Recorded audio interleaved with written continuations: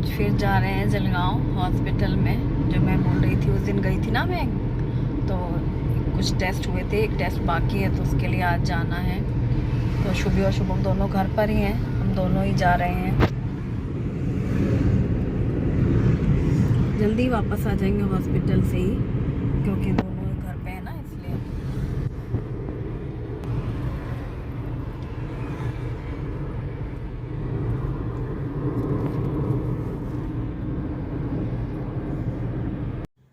Hello everyone, welcome back to our channel. मेरी पूरी cook spot family, आप सभी स्वस्थ रहें, सुरक्षित रहें और खूब खुश रहें।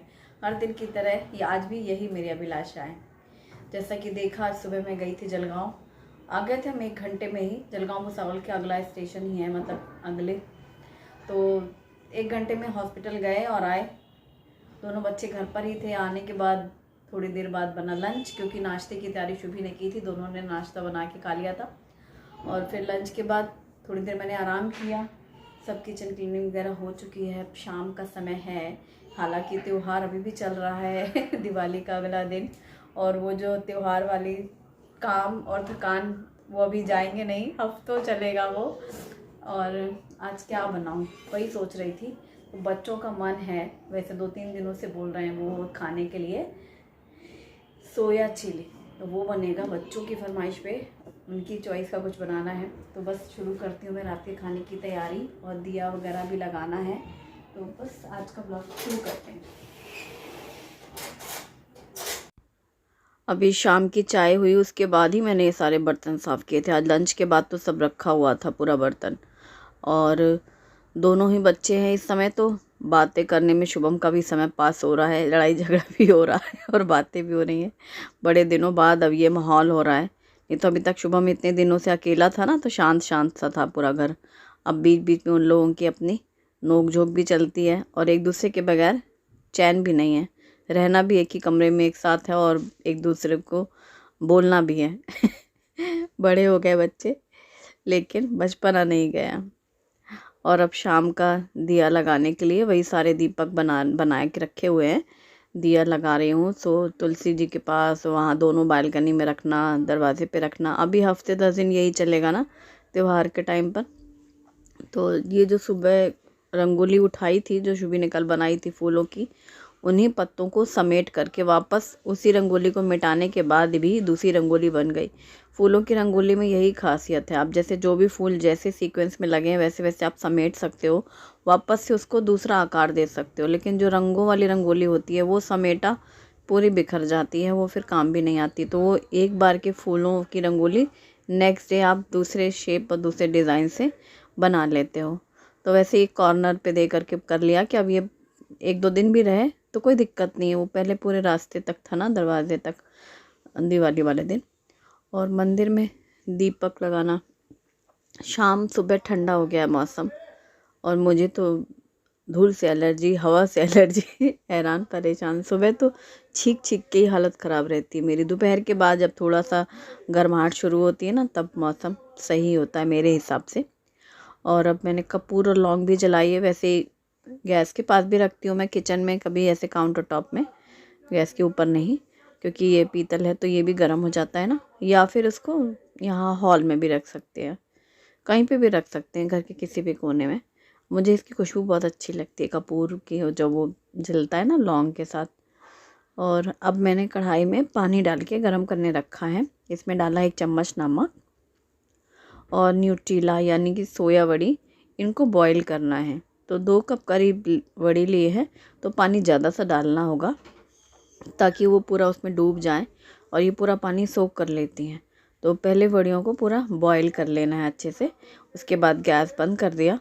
अब इसको ना किसी भी ड्रेन बास्केट में डाल के रख सकते हैं, जिससे पानी इसका पूरा झड़ जाए। हालांकि पूरा पानी फिर भी हाथों से निचोड़ना ही है, तो इसे इसमें रख दिया जाली में, तो जो एक्स्ट्रा है वो पानी निकल जाएगा। और थोड़ा ठंडा हो जाए ताकि वो हाथ में पकड़ के निचोड़ते बने, क्योंकि बहुत गर्म है ना अभी। तब तक मैंने यहाँ पर प्याज और शिमला मिर्च ली हैं। 2 बड़ी साइज़ की प्याज ली है और 3 शिमला मिर्च ली हैं, उनको डाइस शेप कट किया है। और आप लंबा भी काट सकते हैं, चाहे तो इसमें टमाटर भी डाल सकते हैं, पर मैं नहीं डाल रही हूँ।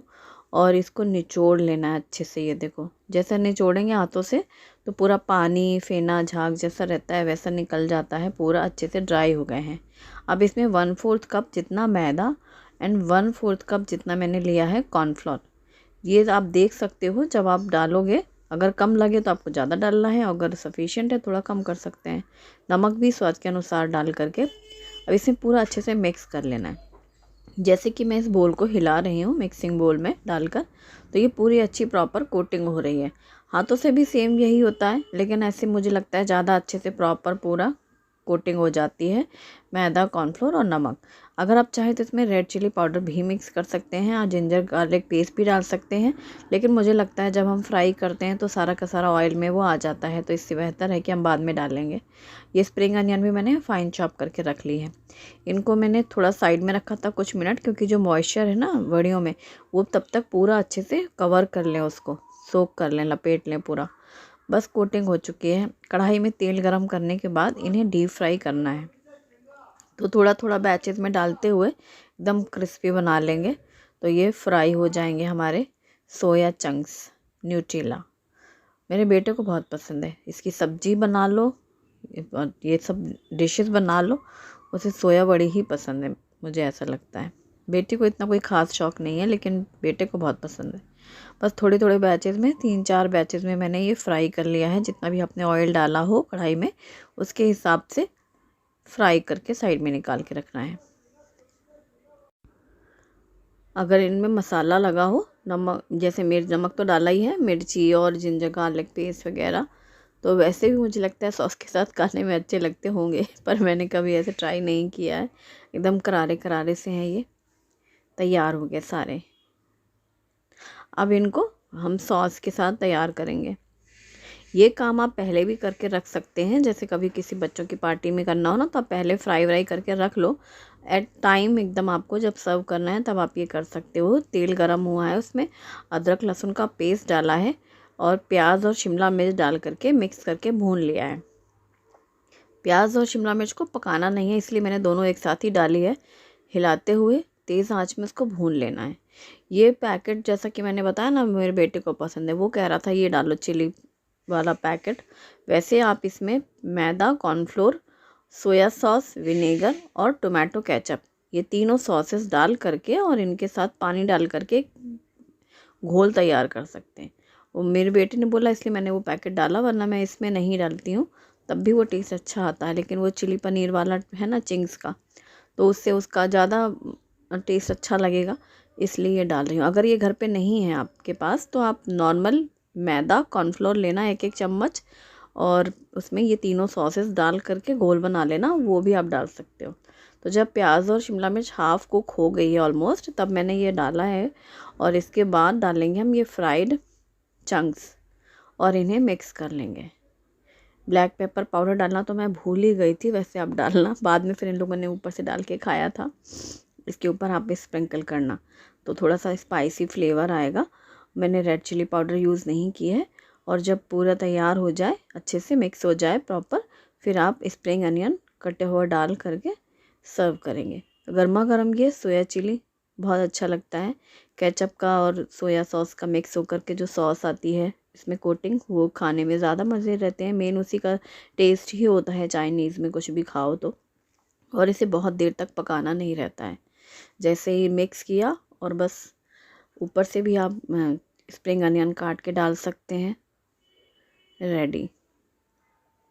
तो आप इस रेसिपी को ज़रूर ट्राई करिएगा। वीडियो आपको पसंद आएगा तो वीडियो को लाइक ज़रूर करिएगा। अगर अभी तक आपने मेरे चैनल को सब्सक्राइब नहीं किया है तो प्लीज़ चैनल को सब्सक्राइब कर लें। Thanks for watching. Bye bye. अपना ख्याल रखें।